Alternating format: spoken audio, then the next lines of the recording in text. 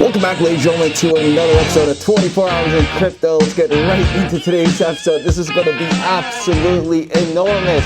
This is indeed the great finale of our little face reveal. If you guys want to see more of these kinds of videos, then we got to go ahead and smash over 3,000 likes. If we could do it, I don't know if we can.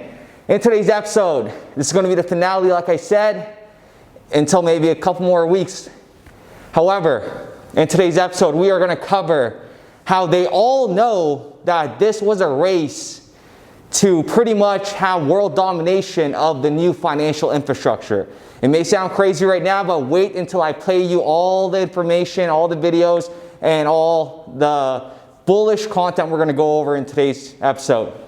Sit back, relax, and right off the bat, I just want to show, you know how I tell you guys that we had financial experience in the past, and the people are, doubting you, saying I'm lying or any of that. I just want you guys to literally take this and shove it up your rear end. Being in the bank for given the amount of time, it's comical to me that people are going to miss out on this opportunity, one, and there's individuals out there that are going to stay there behind their keyboards and just want to speculate and think I'm over here lying about what I've done in the past in my career. Okay, and remember what I said about who you listen to in this industry, because you have, for example, like Crypto Mason, a 23-year-old that is, doing a great job, whatever, with, promoting crypto and all that stuff, but there is no real life experience to go into his research or his mindset. He doesn't have 5 years or 4 years working in a regulated industry, right? That is so important who you guys listen to. There's a lot that I have seen, dealt with, that other people will never ever see, right? So that is why I want you guys to know who you guys are actually getting involved with here.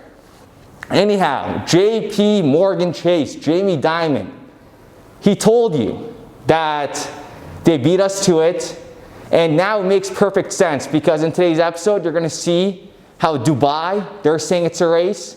Europe is pretty much flexing that how they're ahead of the US right now, right? And now you have the elections coming up, and you have Trump promoting crypto, and this is it. This is it. Q4 2024, going into 2025 and onwards, we are going to see a huge hockey stick growth. Okay, and I need you guys to be prepared for that. Listen to what Jamie Dimon says here. He can't even, hide it anymore. Some of you guys may have seen this before, but it's very important to listen to it now, given all the events and where we are right now. Do you still think that fintechs have much to disrupt or innovate in financial services? There are hundreds, and they've spent tons of money, and they still have tons of money.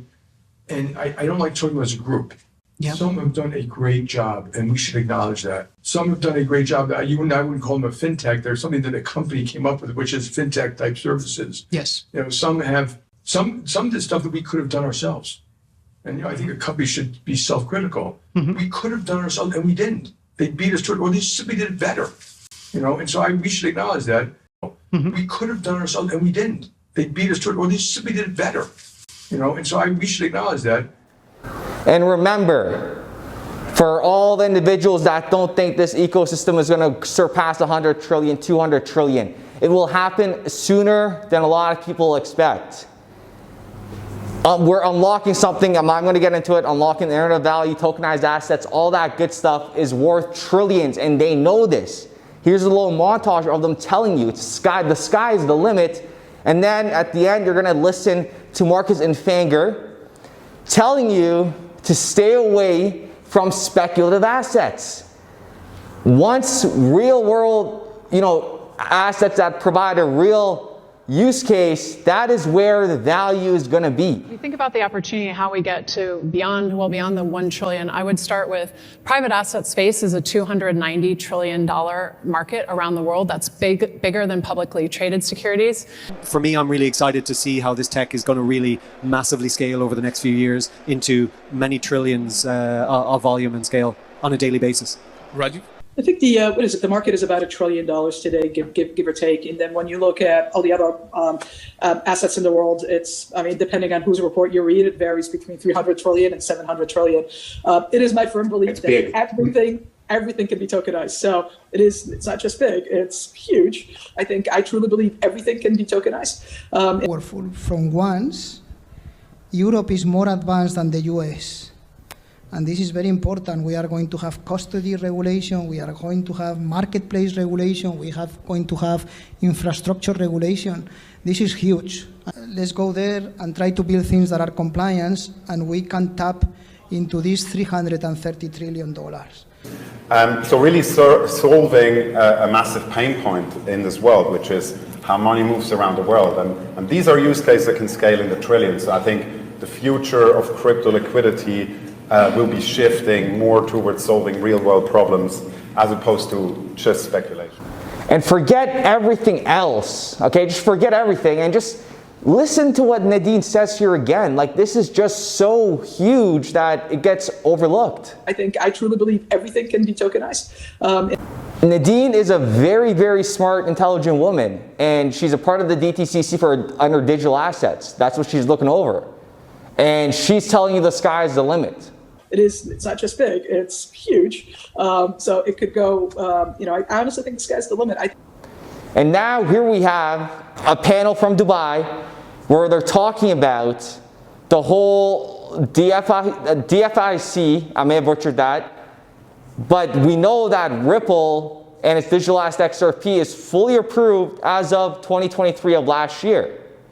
And you heard in the little montage where he says, we're ahead, Europe, it's the first time ever we're ahead of the States. Powerful. From once, Europe is more advanced than the US.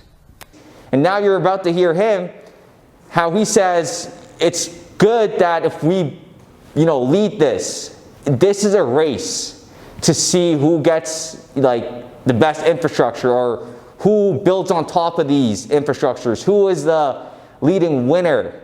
Words cannot describe anything, and only time will settle everything in terms of what we could envision. Going back to the whole concept of if I told you in 2000 that we were going to have Tesla self-driving cars, you guys would have said I was crazy.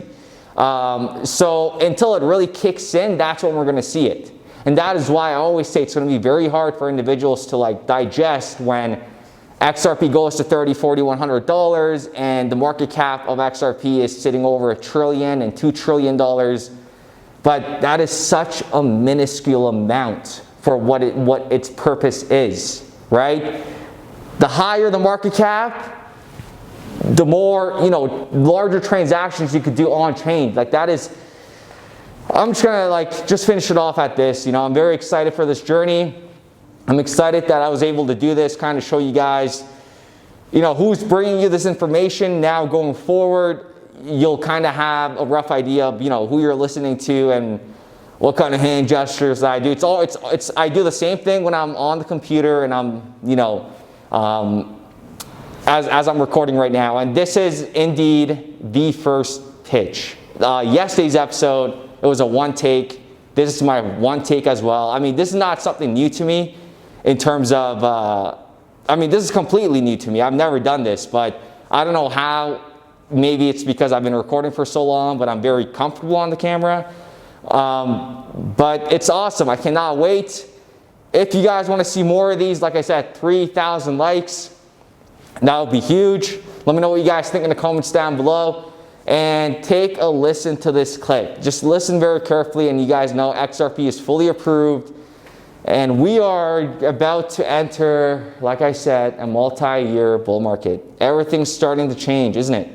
Everybody is now just hopping on the bandwagon of crypto, Bitcoin, and it's truly remarkable. That's all I gotta say. We witnessed it all, from getting sued, from the implanted FTX, right? FTX, that was a government-run trick. If you think I'm speculating in regards to FTX being a government op, you are completely brain dead, my friend. what happened with FTX was one of the most, like, they did that during the whole war. It was a perfect way of laundering money and then make it go kaboom and say, oh, we don't have anything, you know, that might have traces, you know. But if we could hire private investigators to really, on the blockchain, to really go for it, but, you know, I'm not going to bother that. I'm not going to talk about that or entertain the idea. With that being said, ladies and gentlemen, I do appreciate every single one of you guys, and we'll be back with another video. Memorandum of Understanding to establish our digital asset custodian, called Zodia, here in the DIFC. Now, 5 years ago, we weren't talking about a digital asset custodian in Standard Chartered Bank. How big can that be, Bill? You know, this is becoming a hub for crypto. It's very, very clear it's an ambition. So from an MOU to dollars, tell me what it can be. So we have Zodia is our digital asset custodian, and I do make the distinction between digital assets and crypto. Okay. Today, I mean, crypto is the bulk of what is digital assets today.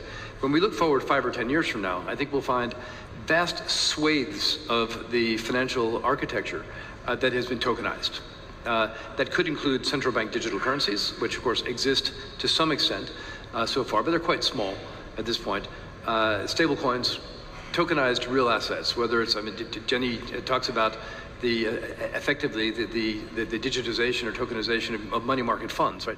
These are trillions and trillions and trillions of dollars that could find themselves in tokenized form. And there's an underlying infrastructure that's different for distributed ledger technology relative to the current state of play. And to the extent that Dubai or anyone else can get ahead of the game and make sure that infrastructure is embedded in the local infrastructure, but also regulated from here, it gives you a huge head start in terms of building that industry over time. Well, that digitization. Building RippleNet with the thesis that crypto liquidity would eventually be able to support robust global payments, large payments. RippleNet was designed so that customers seeing the benefits of our fiat-based network could flip the switch to ODL once the market was mature enough. And this is exactly what's happening. Flip the switch.